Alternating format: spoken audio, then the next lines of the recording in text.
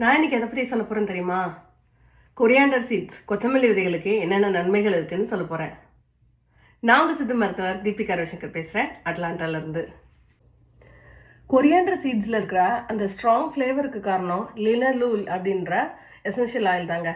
அது இல்லாமல் டெர்பினின், பைனின், கேம்பர் இந்த மாதிரி நிறைய இன்க்ரீடியன்ஸ் இதில் இருக்குது. இப்போ இது எதுக்கெல்லாம் யூஸ் பண்ணலாம் அப்படின்னு பார்ப்போம். கொத்தமல்லி விதைகளில் பயங்கரமான கூலிங் எஃபெக்ட் இருக்குங்க. அதனால இதை சம்மர் ட்ரிங்காக யூஸ் பண்ணலாம்.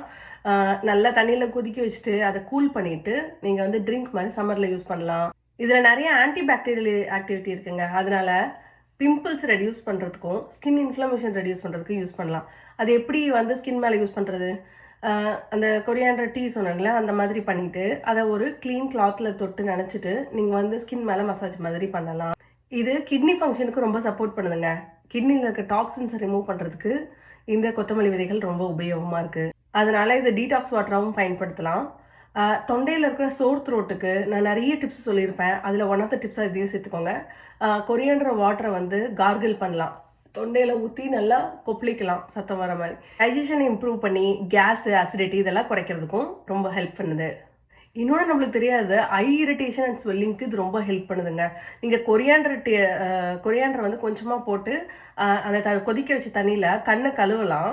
அப்படி இல்லைன்னா வந்து கண் மேலே வந்து ஸ்வெல்லிங் இருந்ததுன்னா லைட்டாக வார்மான கொரியாண்டர் வாட்டரை வந்து மசாஜ் மாதிரியும் பண்ணலாம். கண்ணை சுற்றி ஒத்தனம் கொடுக்கலாம். இந்த மாதிரி இதுக்கு நிறைய பெனிஃபிட்ஸ் இருக்குங்க. இந்த டிப் உங்களுக்கு உபயோகமாக இருக்கும்னு நம்புகிறேன். இன்னொரு டிப்போட நாளை சந்திக்கிறேன். எல்லாருக்கும் நன்றி. ஹாவ் அ வண்டர்ஃபுல் டே. அறம் வாழ்க, வளம் பெறுக.